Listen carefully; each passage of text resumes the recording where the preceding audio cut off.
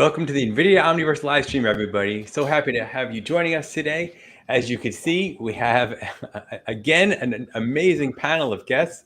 Every week, it just gets better and better. I'm so excited for this live stream. We're going to dive into OpenUSD and in two kind of contexts. One, we have an ongoing OpenUSD challenge right now, which the NVIDIA Studio team has been celebrating, and we've been promoting everybody's great projects that they're sharing with the OpenUSD Challenge hashtag on social media. We'll post a link to that in a second. I think we actually have a slide on that coming up. We're going to look at some of these ongoing projects and finished projects from some of our developers that are here in the studio with us today. We're going to tackle it in the second half. In the first half, we're actually going to dive into a great conversation with Conrad Curtis, who is here from Virtual Production Partners and who I got to meet actually at GTC, which was awesome. We may have had a beer or two, if I recall correctly.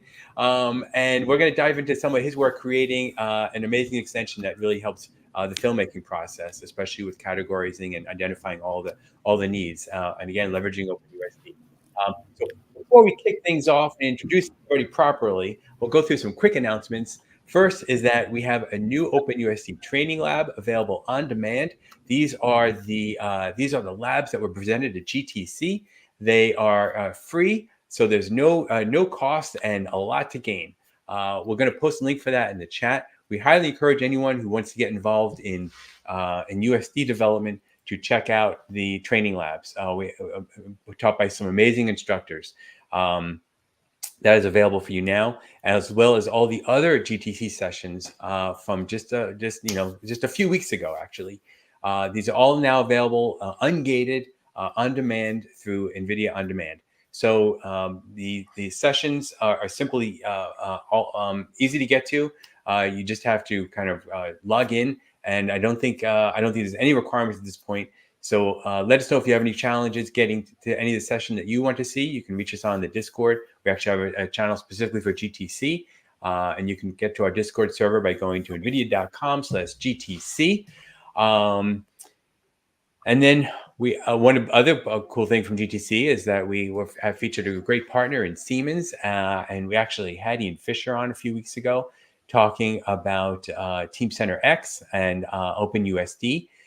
We had a great demo at the NVIDIA area at GTC showing this off, but we'll post a link for that in the comments as well. Speaking of comments, feel free to post your questions and comments throughout this live stream. This is meant to be super conversational, so jump in at any point. You've got some great minds here joining me today, and feel free to pick their brains apart. And that, as I said earlier, so part of today's live stream is going to be celebrating and talking about the OpenUSD projects that you all are sharing as part of the OpenUSD challenge. This was just announced recently by NVIDIA Studio. It's up on our forums. We'll post a link in the chat so you can find out more details, but it's fairly straightforward. Basically, we all want to see and be inspired and motivated by the work everyone's out there doing with OpenUSD, whether you're brand new to developing with OpenUSD workflow or you're a veteran. We'd love to see you show your stuff off and celebrate. Very simple. You can just post your project on social media of choice, use the hashtag OpenUSD challenge so everybody can see it, and then sit back and watch everybody kind of watch and learn from what you're doing, and let us also share and promote it. If you have any questions or you want to share your stuff in progress, you can also leverage our Discord server, which again has a channel specifically for this called Community Challenges. And we've got this, that's how some of these participants came here today, because they were posting their stuff on the Community Challenge. I said, hey, you got to show this off in live stream, of course. And here they are. Okay, so let's get started. We've got a action-packed hour with us, and so let's start by actually going through the great talent that's joining us. So let's start actually just going clockwise here. So no stranger to the community, no stranger to live streams, no stranger to showing off amazing work. Stephen Tong is here, aka FunkyBoy. Stephen, thank you so much for joining us once again. It's an honor to have you here. Hey guys, it's good to be back. Why don't you tell everybody really quickly a little bit of background about yourself? Yeah, so my background is mainly in music, but I've been getting into Omniverse for like maybe the last 2 years, and we'll see later. But I'm trying to like make like audio, visual, reactive kind of content, and going really well, and I'm happy to show you guys some stuff a bit later. Oh, that's awesome. Okay, cool. Well, I'm excited. You guys are going to love what you're going to see in a minute. So stay tuned. That's going to be the second half of the show. And we'll also be showing stuff from our next guest, Drew Loveridge. Thank you, Drew, for coming. Hey, how you doing? Great to see you. I see that background looks relatively familiar. Yeah, know what you're talking about. People will be able to enjoy the full creation there later on the live stream. But why don't you let everybody know a little bit about your background? Started off as a 3D animator in the AutoCAD industry.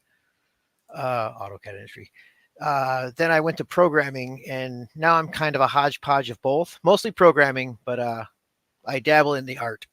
I've been playing with Omniverse for about a year and a half now, mostly just to I love the real-time interactivity, and I've been wanting to learn USD, and it's pretty much the best like interactive tool to start actually understanding how USD works. That's such a great plug for OpenUSD and Omniverse. And of course, everyone out there should know that that the Omniverse platform is a development platform, obviously, where you can use it to build and connect with your tools of choice, leveraging something that really supports interoperability, which is a big theme of OpenUSD. Okay, Louie Peacock, also not a stranger to the live streams. I think this is number 3. That's right. Good to be back. We got to get you a special jacket. I wish. Thank you so much. So I have been blown away by each of the things you've shown. You obviously have an amazing talent. I would love to learn more about your background, or actually share it with the guests. So why don't you share a little bit about your background to everybody now? Yeah, no, I appreciate that. You're like the best hype man anytime I come on here. So yeah, my background is in industrial design and music. So I was in the music industry for a while. And I'm an industrial design student at Georgia Tech, about to finish my final course this summer, and then I'm graduating. Outside of that, I'm just really interested in 3D design, all 3D softwares. And so just through deep diving through all of that, I eventually came across NVIDIA Omniverse, and I'm just excited by new technology. And it definitely seems like USD is only growing in the future. So just trying to learn what I can and get involved where I can.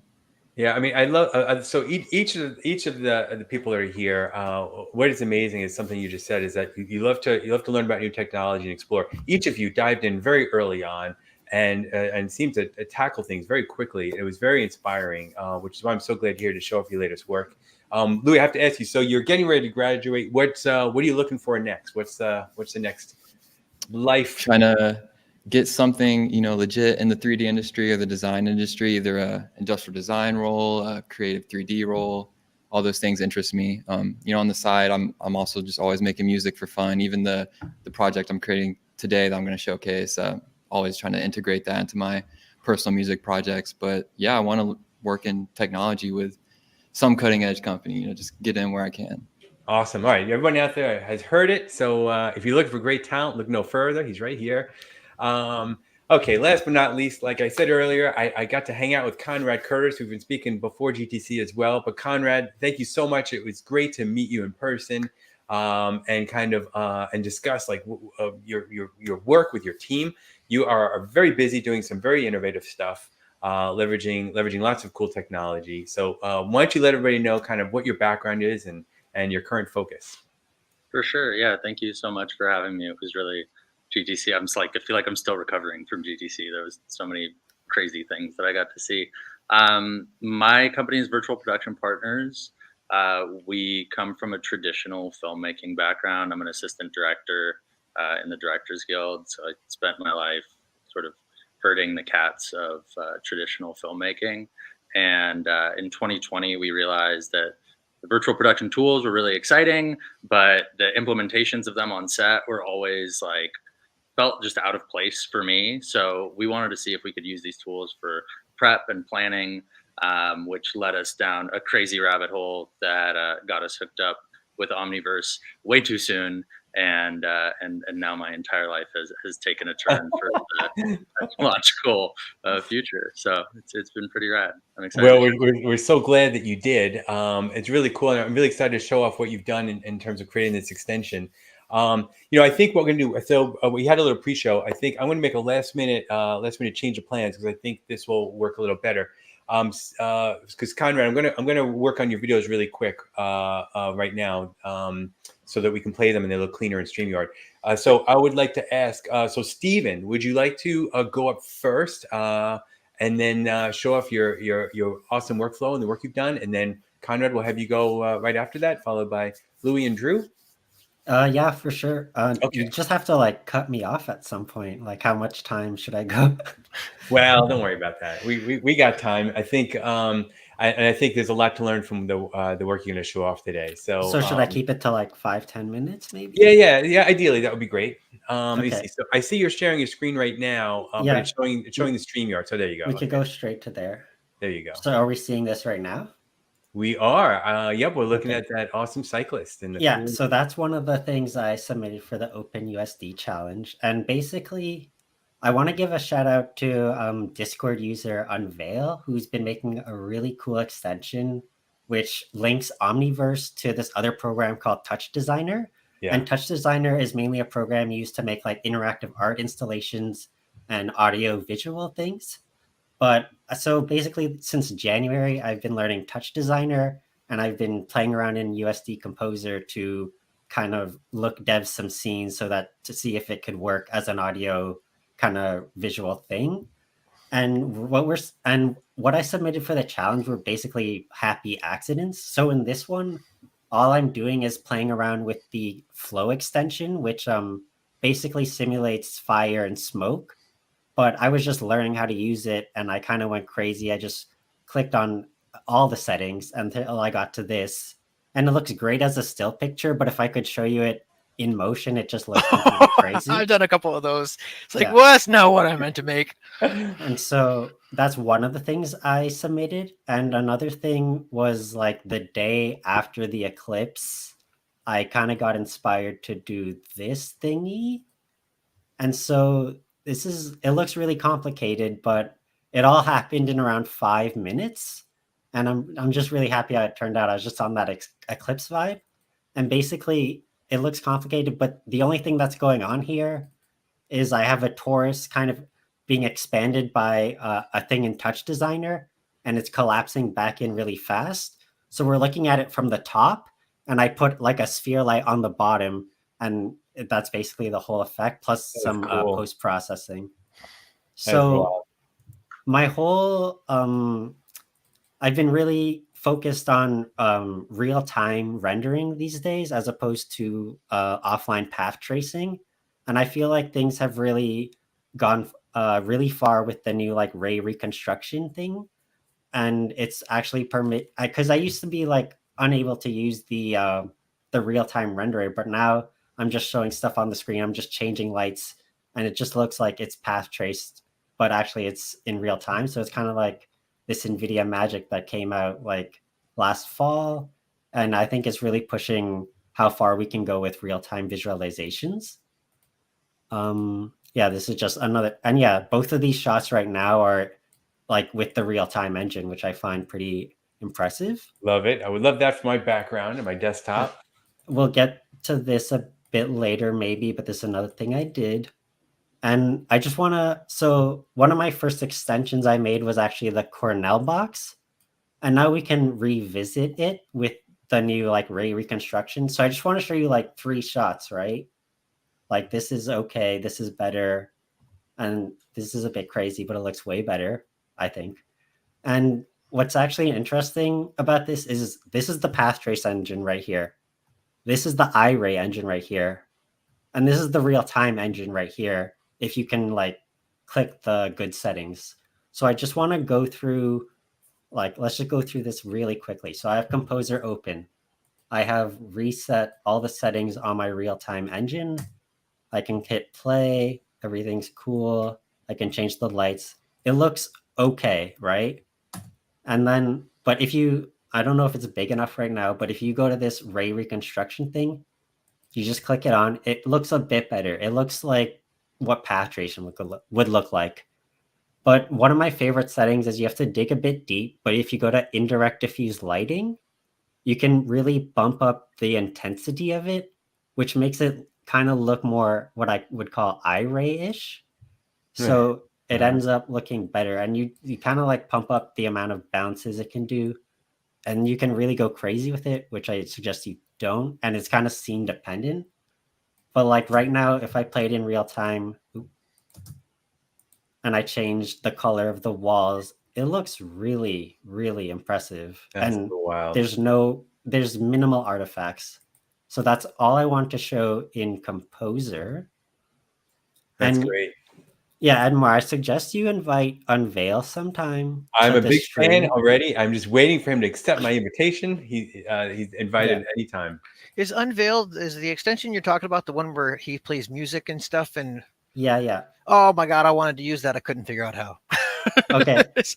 Yeah, so I don't have time to explain it, but I also want to give a quick shout out to Devin, who did a stream on Action Graph, and that kind of got me thinking about doing like audio reactive content. So he showed a graph where things kind of randomly pop off at a certain interval, and I figured out if you put that interval to the beats per minute of a second, beat per minute of a song, then it can kind of look like it's reacting to it, although in reality it's not exactly.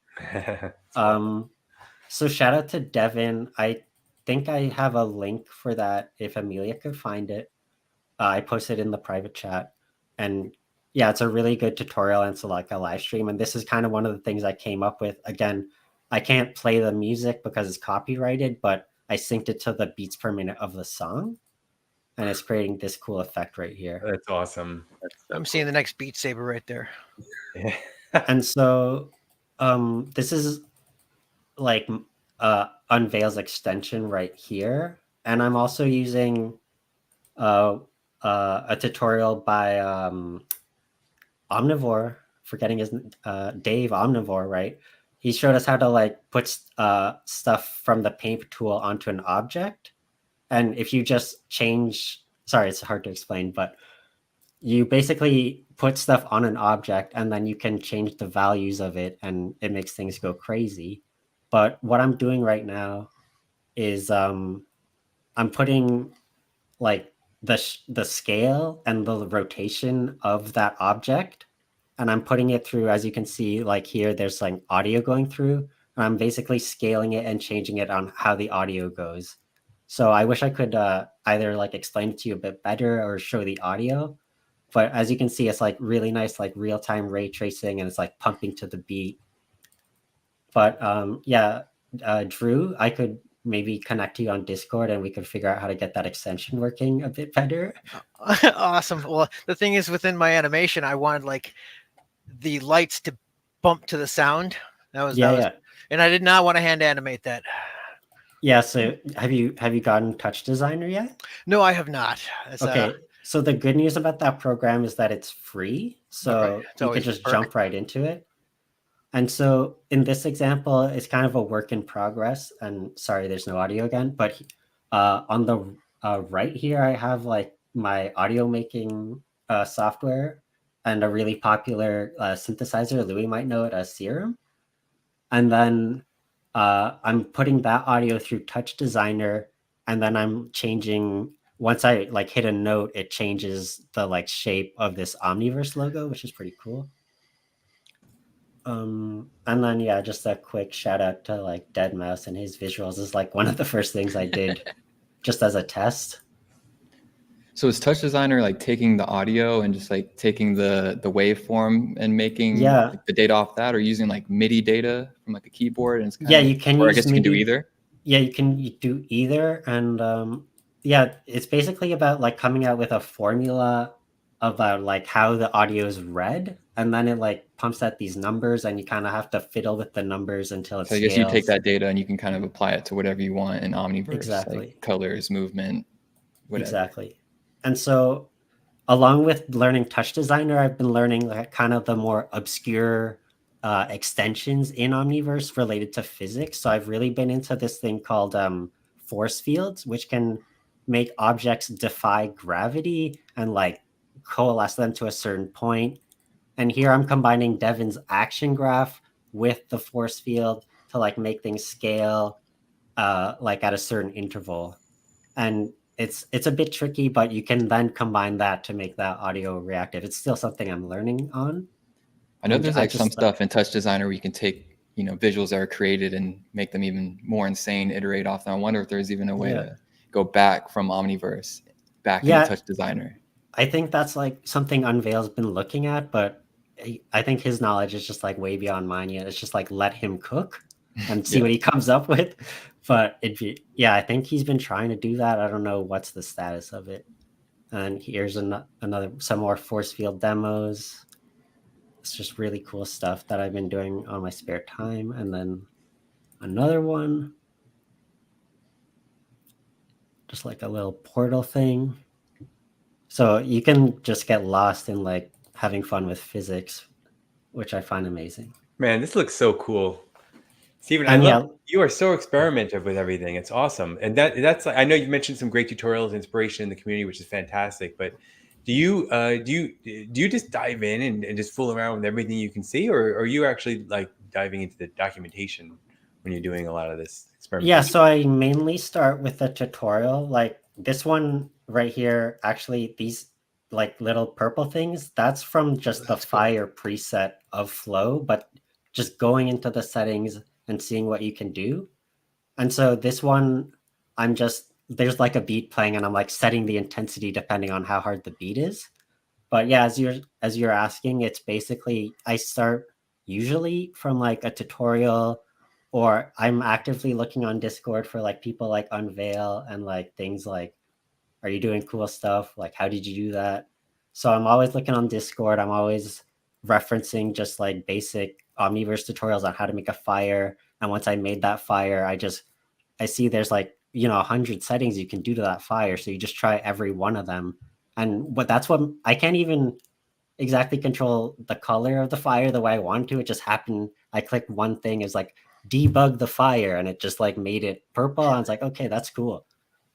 And so this is another one. This is actually my bike scene, but I took out the bike and it's like kind of reacting to a house beat right now. And that's like something I did just like a few days ago. So awesome. That's about it I have to present. So. Very cool, man. I mean, a lot of your stuff too reminds me of, we had, I don't know if you all remember, we had Moment Factory on a while back, and they do like kind of immersive events with a lot of these kind of similar kind of effects in the background, using augmented reality, and they had that black box room they showed off. That was an amazing stream. That was amazing. But your stuff, it's just fantastic from a technical level and visual level. Really, So thank you so much for coming on and explaining it. Lots of good comments, and look at this. Keep coming in. Those are really cool. That's from Scott Dempsey. I actually have a quick video from Scott I'll show off in a minute. But I couldn't agree more. We have a good question from Zia. Have you looked at Houdini as well for particle effects? Yeah, actually, I downloaded Houdini like a couple days ago, but it's hard to get your head around. And there's a free version, but I'm having trouble like wondering like what can I do with the free version. I think someone on the stream did try to import something from Houdini into Omniverse, and there was like an error message. I got the same error message, but I did have fun with Houdini. I created like a donut really fast. It was easy. I'm just a bit. I need to. Yeah, let me check. I'll actually check with the dev team and how OpenUSD support is currently with Houdini. But I believe that there was. I saw Edward. You did a stream with Edward, and he showed off like crazy things. But Houdini's something I want to learn, but I'm a bit confused now. Well, we'll help you clear that up. We'll follow the chat on that in Discord. Steven, thank you so much. That's awesome. Yeah. Thank you. Okay, so Conrad, I've got all your videos. I've converted them all to MP4, so I think we are good to go. But let's start. For everyone who's just tuning in now, you are watching an exciting presentation, a series of presentations from amazing members of the community, and we're diving into OpenUSD and how they're all leveraging it for different effects. Our next guest who's going to present now is Conrad Curtis from Virtual Production Partners. And he is in the film production space, and he's actually created something called Storytwin. And he's got it on the screen right now. It's Conrad, I've got all your videos lined up, so you just let me know when you'd like to play with one. But why don't you give everyone a little context about Storytwin and what your goal was here? Yeah, for sure. So we got started. I'm gonna take you guys on like a little speed run through our Omniverse journey, but we got started working in 3D environments and realizing that they're really complicated to set up, track, and manage, especially when you start to scale that out over an entire course of a movie. And I come from a physical production background as an assistant director, so my job is really to make sure that all the things that are supposed to be in front of the camera are the things that they're supposed to be, that they've been approved, and they're all in the right place at the right time when it's ready to shoot. And we wanted to be able to utilize the tool set that we have for making traditional physical productions to drive the creation management of USD. So that's what Storytwin does right now, and I have some examples later on. But if you go to storytwin.com, you can get started there. And right now it only works with a file format called Universal Schedule Standard, but we're trying to open that up. And we will be iterating on the tool and making it more accessible and exciting.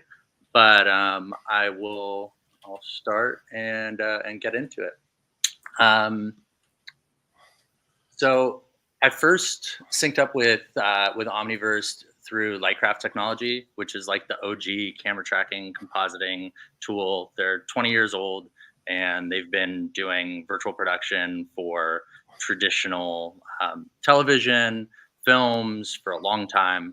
They had a really expensive $100,000 camera tracking compositing pipeline that when we met them, they had turned into an iPhone app. And so we can start with that first video. This first video was being created. It was a live link into Omniverse in 2021. Okay, so let's take a look. This is video number 1.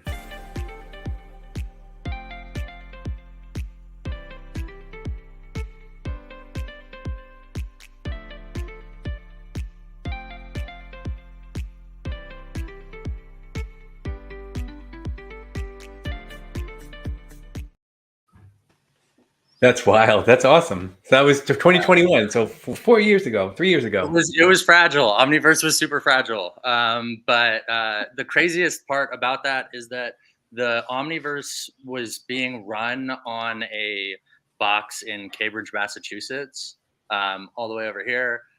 I was operating an iPad on the beach in Santa Monica over here. I was tethered to a cell phone, and we were live linked in the environment.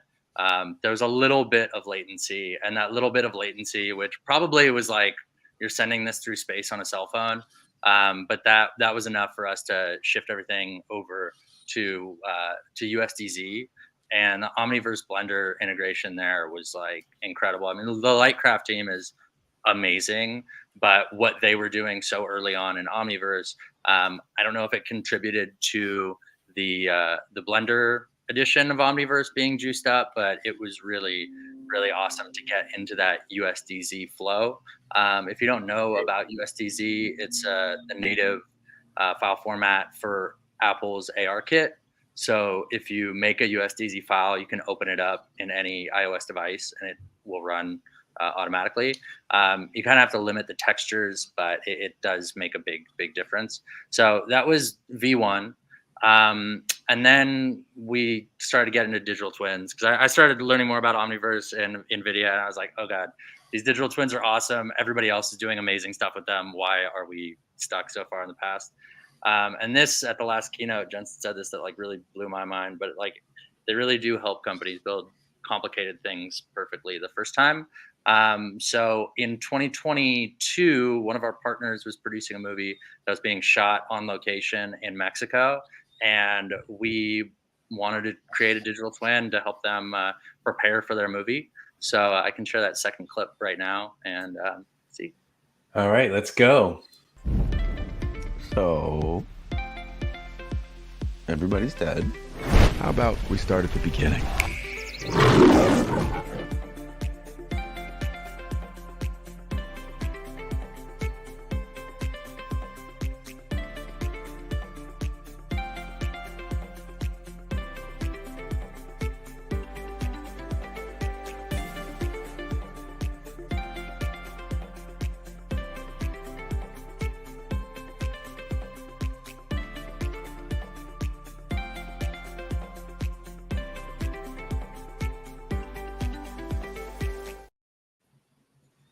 Wild. So that was still very early Omniverse. That's still very early us understanding what the hell we were really doing.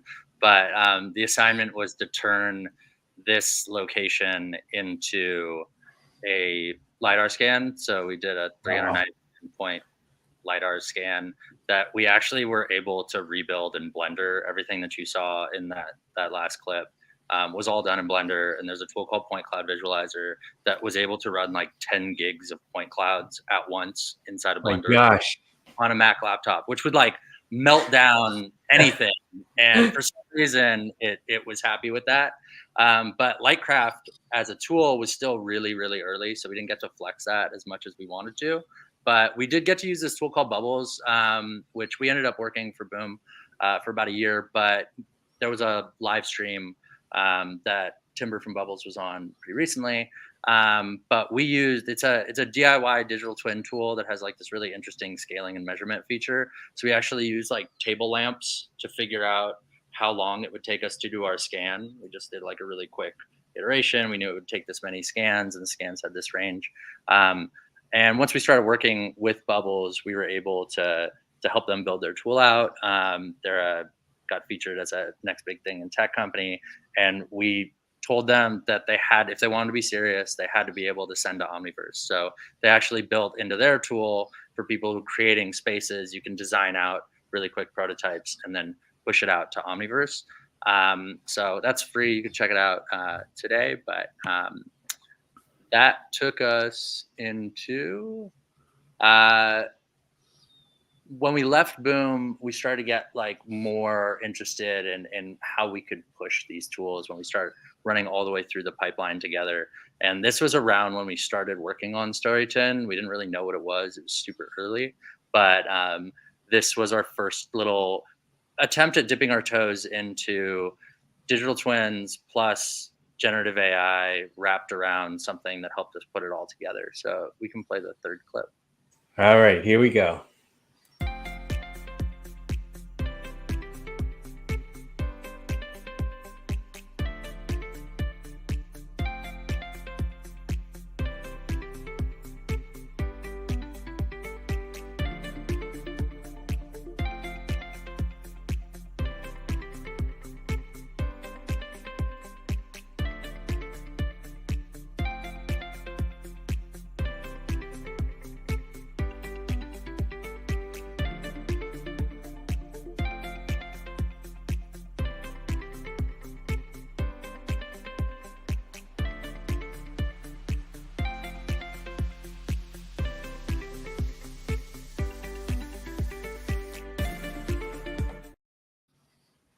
That looks wild. That's awesome.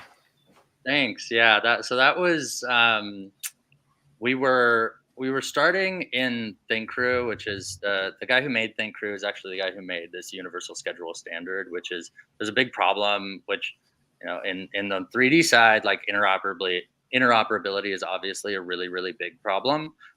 It's the same problem in physical production for movies. There's really only like one script breakdown file type that you could use, and it doesn't talk to anything. So ThinkCrew is the first tool that lets you create these USS files. So we started there. I took a project that I've been working on for a while, a little passion project, and I created a script breakdown from that, exported the USS file.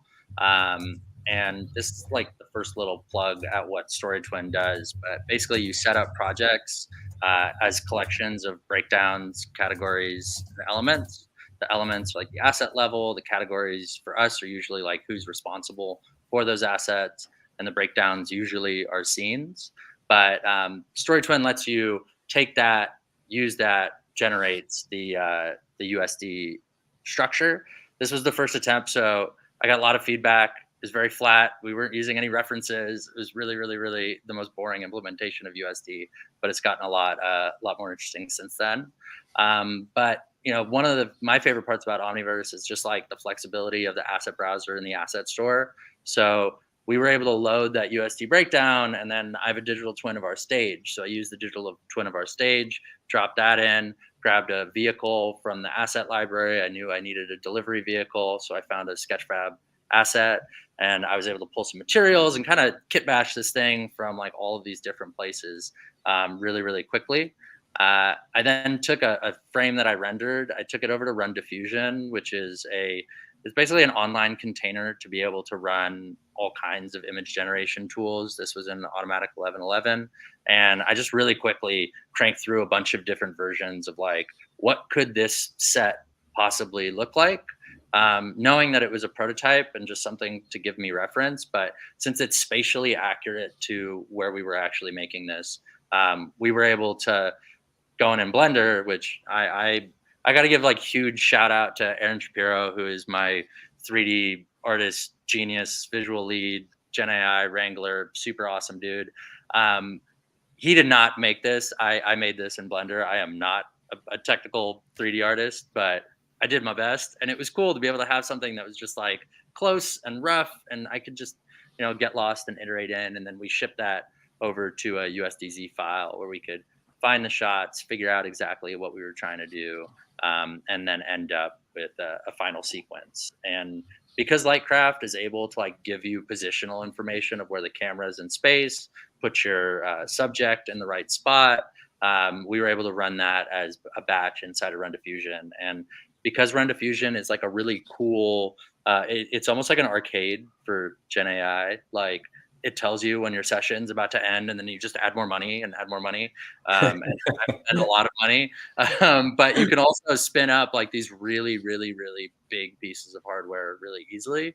And that was a big eye opener in terms of like, now that we're seeing Omniverse start to operate as like an API endpoint, like there's going to be a lot of opportunities for people to use these tools that don't traditionally think that they can, especially all of the people who want to sit on their Mac laptops and sort of jam. Like those people are that it's really opening up, and it's really exciting to see. Which brings us to like the last sort of culmination project that we've worked on, called Who Goes There, which is a film I'm producing through VPX, which is our filmmaking company. And this image that you see right now is Lightcraft with a generative subject. The light transport kind of blew my mind, where it took the lantern and it knew that the lantern was supposed to light like that. And you know, seeing the real-time lighting inside of Omniverse is like epic, because I you know, waiting for things to render is always painful, but this was something that was like, wow, this is like a couple seconds and goes really fast. So we can show the fourth video. Yeah, let's do it, man. This looks so fascinating. You're hitting on so many great topics here. Okay, here we go. Number 4.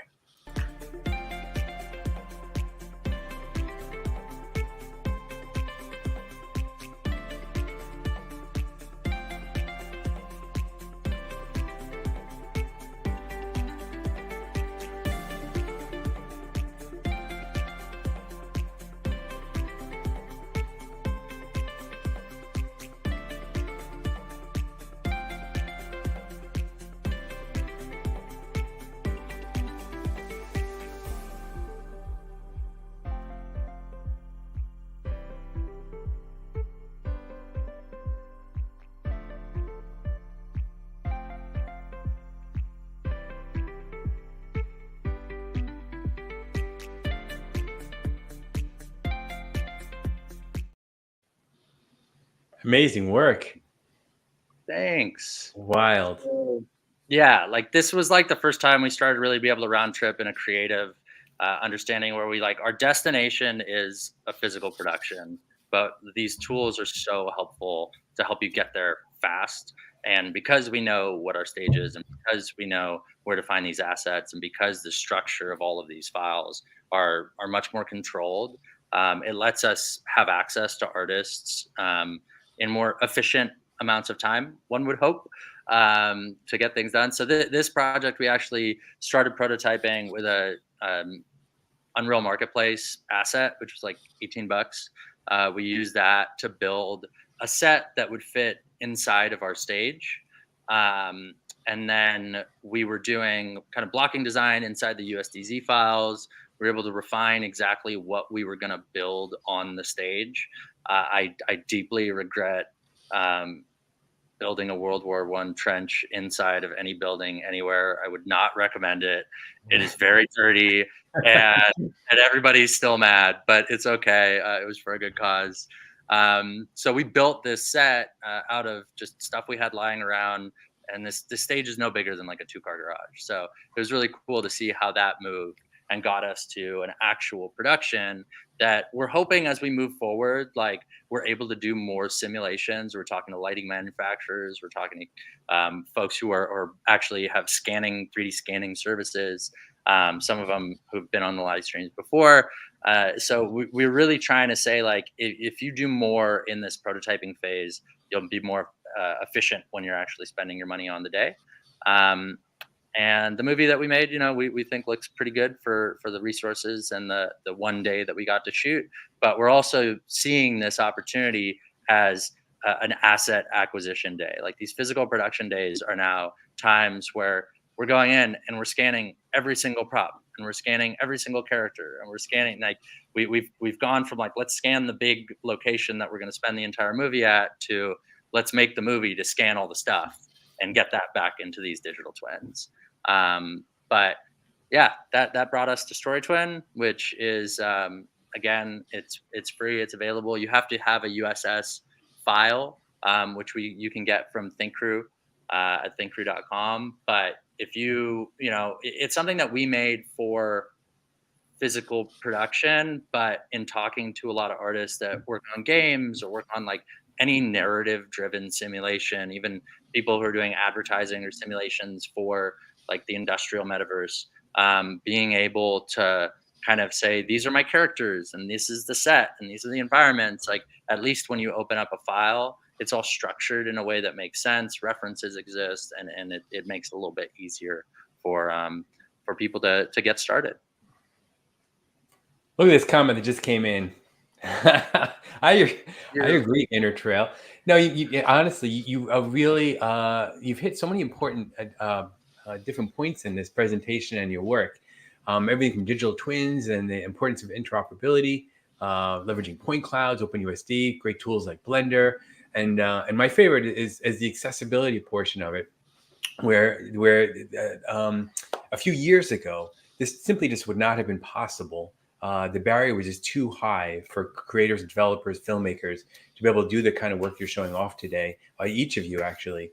And I just love that this is becoming so much more accessible to people. And it's exciting in the sense that we're going to see we are seeing so many more points of view in the different types of work and the quality of work that's coming through. And I think that's just going to be monumental in how humans can communicate and share stories together. So you're such a great example of this. Really, really inspiring. Thank you so much, Conrad, for showing this off. You really inspired a lot of people here in the chat. For anyone who joined us a little late, don't worry. This live stream is available right after this. You can watch it right from the beginning. But we've been showcasing groundbreaking Omniverse extension developed by virtual production partners, Conrad Curtis, who's here. This one specifically is for filmmakers. It allows for seamless finalization of scene requirements and ensuring interoperability with other production tools through, you mentioned earlier, the universal scheduling standard, and more to come after this. But we've also been we heard from other creators like Steve and Tong. We're going to hear from Louie and Drew in a minute. They're presenting their great work from the OpenUSD challenge that's in progress. And it's really exciting to see how you all are pushing the boundaries of content creation and virtual production. How long did it take you to create the trench? Say it again? How long did it take you to build that trench? The physical build was done in I think we did in 2.5, 3 days. But there was a very, very, very skilled painter who did some really amazing work. And then, yeah, it was pretty quick. It was pretty quick. It was not structurally sound,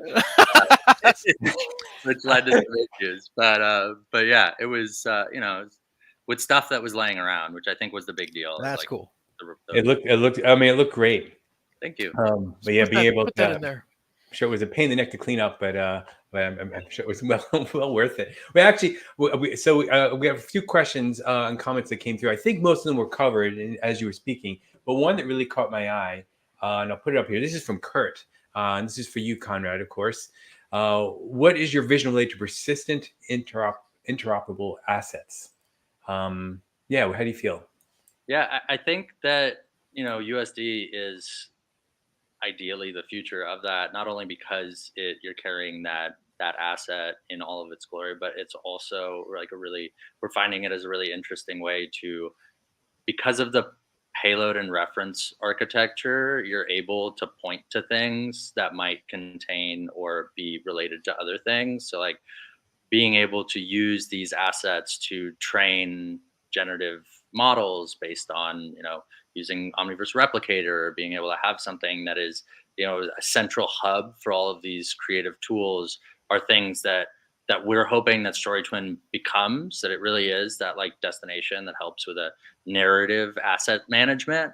But the first step to do that is like to make sure that you can open a file from here to there. And there's still tools that we have a lot of trouble with, like, going in and out of Maya, or dealing with like the huge, if people are in Houdini, there's usually like heavy engineers who can brute force and make things work.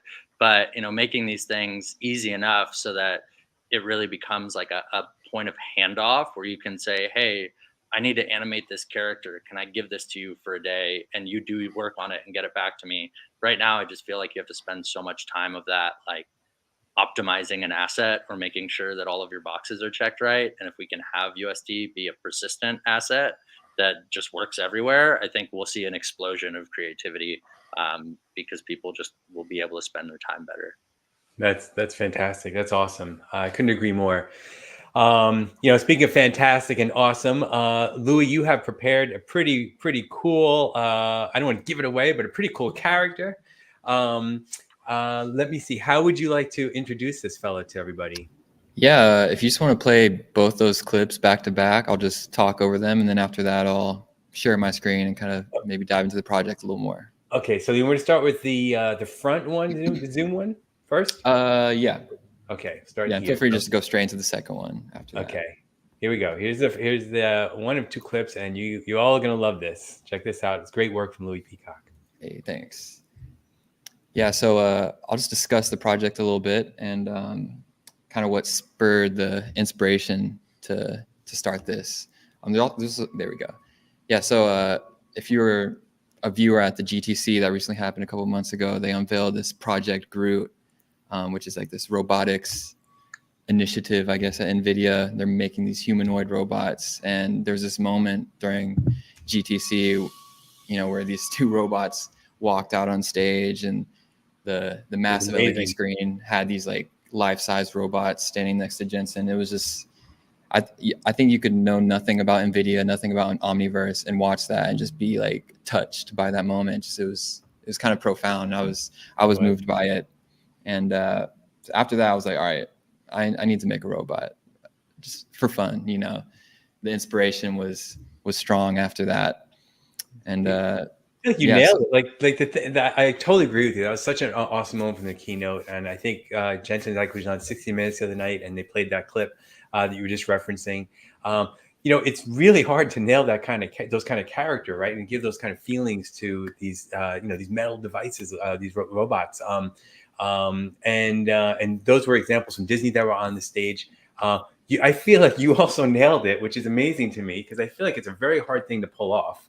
So tell me about your how did you kind of come up with the face especially, and just making it feel like has some emotion there? Yeah, maybe let me go ahead and share my screen. Let's see, and I'll show you kind of my process. Very cool. Share this entire screen. All right, I gotcha. Okay, we can see it. Yeah, so I usually always start with kind of like a mood board on my project, gathering just like various references. I try to get inspiration, but obviously I don't want to take anything directly from this, so I'll just get kind of vibes from it, especially if it's a different artist, that's another 3D artist that's creating like a concept. I won't try to copy anything, but more like real world examples. You can just look at something and be like, oh, that's kind of a cool shape. Maybe something will just pop in my head, like, oh, I can put this here or there. Sometimes it's just vibes, from like a movie. Like, got some David Cronenberg, which I'm a huge fan of. But I usually always start with a mood board. And so it actually this is the first render I had from the project. It just kind of started off as this leg. I didn't know I was going to make a full robot or like it was going to be music related or anything. It just kind of started here. And then I was about to go to bed one night, and here, I'll show you on my camera. About to go to bed one night, I just like had this idea. I was like, oh, I need to do this. I just did this tiny little thumbnail sketch. Wow. Super basic. Awesome. But, just getting the idea out on paper, and then it can just fuel the inspiration to get to the finish line. Like I said earlier, I also love music, and I was like, I'm going to integrate this into a music project I'm working on, just as a visual for the cover art as well. What are you using for your mood board? We got another question from the chat. Oh yeah, so this is Figma. A lot of people use, I forget what the other one's called, PureRef, but I love Figma. You can copy an image from any web page and instantly paste it. Super easy. Create slides, create 2D graphics. And, it's just kind of like a big open space. I can just throw stuff anywhere, scale it up, organize my ideas. That's great. So, really nice one. So here's 3ds Max, where I made the project. This is the kind of final form of the robot. Got all the details here. It's pretty dense project file. I'm probably one of the more dense amount of polygons I've had, I guess. How many? What's the count there? I think I have a couple of things hidden, but it's in the millions, no doubt. Nice. Approaching 10 million. So obviously this would be a no-go for like a video game, or maybe, I don't know about a film asset. Maybe they can get pretty dense. No VR. No VR, no real time. Well, actually, with Omniverse, I think real time is possible. Yeah. So, but yeah, another goal of this project of mine was just getting a little bit quicker with 3ds Max, which I come from a CAD background with industrial design, but I've been using 3ds Max for a while and just trying to get quicker with using shortcuts. In the Figma I had this big old list of just like all the shortcuts, and so I would just come back and try and just look at it when I needed to, and then soon enough you just kind of start remembering it. These pieces on the leg are probably one of the most dense objects on the mesh. Is really bringing up that poly count, but I had to subdivide it a couple times just to give it that round shape. So these assets were not culled from something you had already? You put these together from scratch? Yeah, this is entirely from scratch. If you want to play that second clip I sent you, if you have it, it'll kind of show. Time lapse? Yeah, the time lapse one. All right, let me see. Let's check this out. This kind of shows when I first started the project. Here we go. Like there's a live sync in Omniverse and 3ds Max, so I can have it in Omniverse as I'm creating it in 3ds Max, which was really convenient to start off the project. So I can only do that for like the first session, because it's like kind of a multi-session project. But it's really great for just getting the paint on the canvas for that initial, starting point. What it's showing now is kind of like the latter end of the project, where I'm just moving cameras around, messing around with lights, just playing around with different, setups. So at this point, not even all the materials are yet on the object. But that's one of the cool parts about USD is, I don't have to have everything done to then go to the next phase. I can jump to the last phase of the project from the very get-go. And USD allows you to update it as the process develops without being destructive or, ruining what you already created in Omniverse. Yeah, it's so wild. Lots of impressed people watching in the crowd. Thanks for the great comments, everybody watching. Yeah, no, maybe just to round it off, I'll just open up Omniverse, show you the inside of the project. So I'm in the just the real-time renderer. Oh, it looks amazing. Got a little Easter egg in here. Oh, let's see. Design with NVIDIA Omniverse. There we go. Oh, nice. No, but yeah, it's just fun. And I think one of the funnest parts is like once you have it all, or not even everything in there, but once you just start getting objects in Omniverse, there's this massive library of free materials that it just makes it really easy just to drag and drop, experiment with different combinations, just see how things look. You know, I've got all my cameras set up so we can just kind of play around. I had a couple animations that I'd done in here. Seen it already shows the material changes. Did all those materials come from the material browser? Yeah, so every single material, with the exception of the ones that have decals on them, everything else is entirely Omniverse materials. So good. So yeah, What's just where I the wanted to put graphics, I use Substance Painter for those. for the first shot you showed? What rendering engine was it? So these are all entirely rendered in Omniverse. These are the actual shots right here that you're seeing in those final renders. Did you use the path trace mode or the real time mode? Yeah, so for that I use the path trace. I initially wanted to use the accurate, but after like 2 or 3 frames, my computer would just kind of reach to a halt, and it wasn't efficient for the amount of frames I needed to render. But honestly, the path tracer was looking even better than what I was getting with the accurate at the time. So yeah, worked out. How was the rigging done? We got a question from Zia in the chat.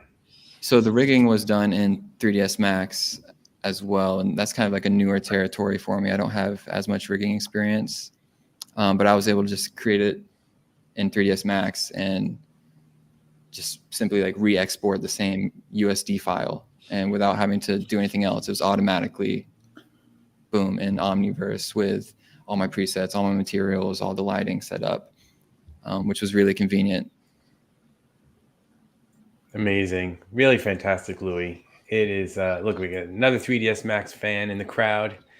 That's great. I mean, yeah, like I said earlier, I think it's so hard to nail down a character, you know, that has good feeling and emotion, just cute. And just like the robots at Jensen on stage, I feel like you nailed it. Really, I appreciate that. Yeah, I tried to put that little smiley face on there, give it a little friendliness. It's great. Really cool. You know, I thought, so Louie, this has been fantastic. I thought like it would be a great way to close out the stream by showing Drew's work, which is also just a fun video. There's no other way to say it. Just a fun video. We would love to play the video in its true form with all the music, because it's a great soundtrack. We can't because of copyright restrictions on the music. However, works to our favor for this live stream, because what we're going to do is I have a version of the video I'll play in a second that Drew will talk through, because there's lots of different things in the video, lots of different workflows and tech he used to make this really cool flash mob dance scene that the people in our community kind of have probably seen on the Discord as he's been sharing progress along the way. I think this was actually our first OpenUSD challenge that was submitted on social media. So Drew, hats off to you for that, and so glad you were able to come here. So first I have to ask you, what was your because this is not an easy scene to do. This is like a few minute long video actually, and with lots of moving pieces and effects. What was your inspiration here? Oddly enough, it started out as basically I was trying to get the animations from the site, and I was going to create motion matching. It actually had nothing to do with this project. And then I'm like, oh, maybe I can make them run around a building. I'm like, oh, maybe I can add some sound. Ooh, make them dance. And then it just dominoed. It's like, I'm like, oh, and then all of a sudden, like 2.5 months later, I'm like, too much. It was great though. So you started as a personal project before the OpenUSD challenge was even announced. And then I think someone on the Discord server, one of the other community members, hey, this is perfect. You should submit this for the challenge. And so the timing was perfect. So I'm going to play the video so everyone gets a good sense of what we're talking about. And then we could all jump in and talk and ask questions along the way. Spew out some information as it plays. Here we go. All right. So the scene itself is from Mindways Venice demo. All the lights were created with a script. So to place each light at each light post. Man, how many Legos is this? This is amazing. An insane amount of Legos. I don't know. That's why I used a script. I used 2 softwares, was Maya and composer. The run cycles were by far the most difficult part of it. So I used Motorica. All the animations are AI generated, but Motorica only does 10 seconds of animation at a time. So I had to take the path cycle or the path and chop it into 10 segments a piece, and then take it to the website, calculate it, bring it back, and then take all those segments and blend them all together to make the full run cycle. One of the most painful parts was around run 10 or 12. They started just intersecting each other because there was so many people moving around. So I had to go back in and start animating the timing so that they would slow down and start, which actually added a really nice dynamic to the run cycle. And like it was varied. It wasn't just like a static run. All the characters are from Mixima. I brought them into Maya. I ripped out the rigs, and then I used Actor Core to re-rig and rebind them all. So there was so I had a standard rig across all characters. So much fun. Yeah, everyone's got. Hey, sexy lady. Is it for Gundam style? So no, the other part. Once all the animations were done and finalized, I then built a script to redirect the Moto Rika rigs into an Actor Core rig, and then baked that redirect down so that my master scene didn't have to have any redirects.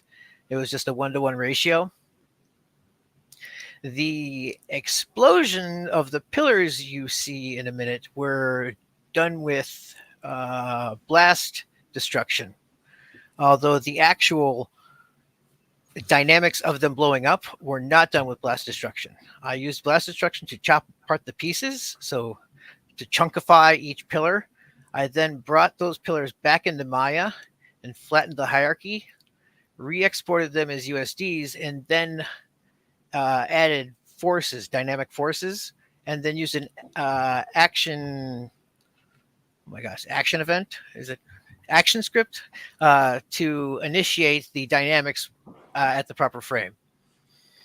Man, yeah, lots of great comments. We were playing it and laughter as well. The physics team will be very proud. I'll make sure they take a look at how you've implemented Blast. Oh, as FunkyBoy was saying, there on my YouTube, there's one of the iterations has some smoke when the pillars explode, but it's like this. It does not look like I had planned. It was like smoke's flying up everywhere. I'm like, that's not how it looked in the preview. I want to make sure everyone can actually watch the video in its full glory. So I'm looking for the right link. Where is it? Is it already in the private chat, Drew? No, let me just grab it from our Discord conversation. And the camera was all done in Omniverse, or no, the camera was animated in Maya and then exported out to USD. All the lighting animation was animated right in Omniverse. Okay, because I was thinking like if I tried to do that in Omniverse, it'd probably be a headache. Oh God, no, yeah. Well, at first I did try, but then I was like, no. All right, so and Drew, you also said that you want to share it on this project on your OneDrive. Oh yes, yeah. So I, because I can't share my screen and really take you around, I figured, oh darn, my bad. So I collected the file and I put it on my OneDrive and zipped it up. So if anybody, all the assets are free. You just from Maxima. So I zipped it up and you can open it up and play with it and have your way with it. All right, I'm going to go ahead and paste this link in the chat. Let me see. So I'm going to shorten it a little bit so everybody can see it. Here we go. It's a zip file. Hopefully this link shows up for everybody and doesn't get trimmed. There it is. If anyone has a hard time accessing that link, just let me know. I'll put together I'll paste your little text comment here so people can get more context if they're watching this chat afterwards. All right, hold on. I think I got that link for you. There you go. Yeah, and the link for the actual music videos, people can see it with their and turn up their speakers. Oh yeah. It's super fun. I Right. mixed it myself. Did you? Well, man, you multi-talented. I mean, everybody here, really fantastic demonstration of talent. I have to say that that this whole hour has been extremely inspiring. All of you guys have been very active members of the community as well, even participating in GTC, as Conrad mentioned earlier. And I just can't thank you all enough for putting this together. And I've just heard some really great things throughout the live stream. One of my favorites too, besides all the focus on OpenUSD, of course, and interoperability, is the fact that you all have seemed to like leverage different resources in terms of people and guests from previous live streams and tutorials and partners that we've shown off, like leveraging all the different tech. And that really is makes me so happy to hear that that you all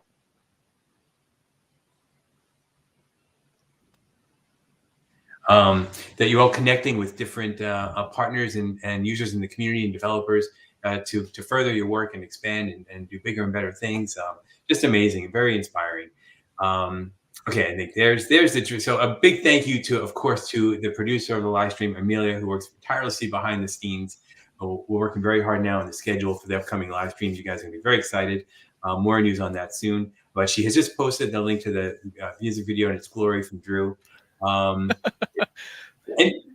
Any final comments from anyone on the panel? You've all shown some amazing things today, so thank you very much. You gave us our praise. I got to give you your quick praise because you're definitely a positive force for the Omniverse community. Oh my God, like so much energy. You're the so much champion energy for us, So I appreciate you having us on. You're very sweet. I just feel like, I told this to Amelia, and I say this all the time. Our success really is your success. Like your success is what makes me really happy, and I'm so happy to see you guys do so much amazing, compelling work. Along those lines, we actually have a job board channel on the Discord server. So I've seen some people post pretty regularly there about people looking for developers and creators and art. Your experience at OpenUSD, all of you and the people watching, I think is a great advantage. And as we're seeing with the additional adoption of OpenUSD from across the globe, multiple industries, you all are in a great spot right now to offer your services and work together. And so let us know how we can help in that area. This has been an amazing hour, a great show and tell for the community. Here, I'll post this chat from Janiscu right there. Also, thank you for being such a great member of the community yourself. That was a lot of fun. There, FunkyBoy is multitasking. He's in the chat. He's on the panel. He's everywhere. And all right, so thank you everybody for coming. This has been fantastic, and we look forward to your next visit. And keep us updated. And you're invited back. You guys have an open invite. I have to look for some repeat guest jackets. But in the meantime, thank you all for coming, and we'll see you next time. And thank everybody out there for watching. Thanks for participating. Great show. Thank you. Thank you. Peace. Thank you. Good day to you. Can't find the button. There it is.